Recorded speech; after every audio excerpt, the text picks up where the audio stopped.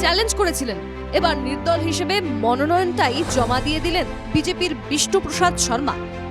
मैं पार्टी के अगेंस्ट में कतई नहीं हूं, मैं अभी भी भाजपा में ही हूं, लेकिन मैं पार्टी के जो लोकसभा प्रार्थी है पार्टी का चयन किया हुआ उनके विरुद्ध में मैं चुनाव लड़ रहा हूं, लेकिन ये पार्टी का अगेंस्ट में नहीं।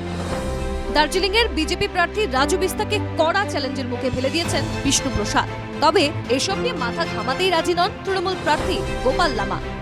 না, আমার ওই প্রতিপক্ষে কে আছে, কে কত ভোট নেবে সেই সম্পর্কে কিছু চিন্তা ভাবনা নাই। আমি আমার কাজ করে যাচ্ছি।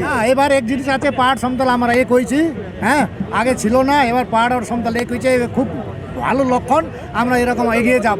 तो अच्छा ये होता तो एमएलए सीट से पहले वो रिजाइन करते तो मुझे लगता है उनको थोड़ी सहानुभूति उस चीज की मिलती, लेकिन एमएलए भी बना रहूंगा और मैं चुनाव भी लड़ूंगा। साफ दिखता है उनको सांसद बनने का बहुत इच्छा थी।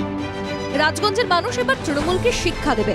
শনিবার প্রচারে বেরিয়ে হুঙ্কার জলপাইগুড়ি কেন্দ্রের বিজেপি প্রার্থী জয়ন্ত রায়ের। 2019-এ না পারলেও এবার জলপাইগুড়ি আসন পুনরুদ্ধারে মরিয়া তৃণমূল।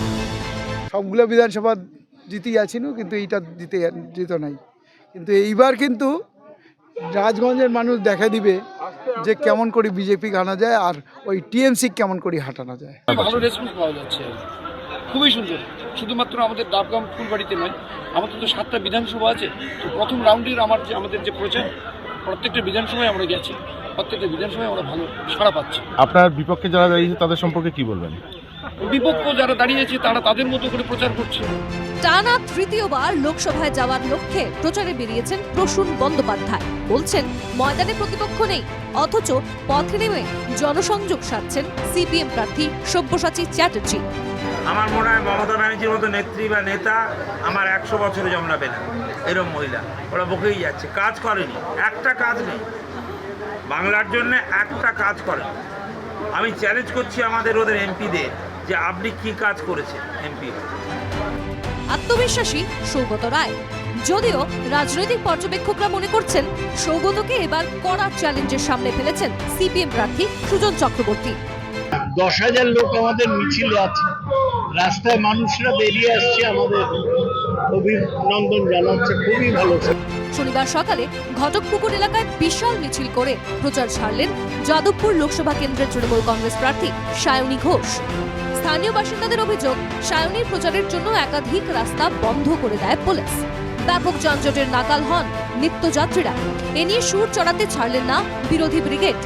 তৃণমূলের অভ্যেস হয়ে দাঁড়িয়েছে মানুষের দুর্ভোগের কারণ হওয়া, হয়রানি করে রাস্তা বন্ধ করে ঘটকপুকুরে প্রচার।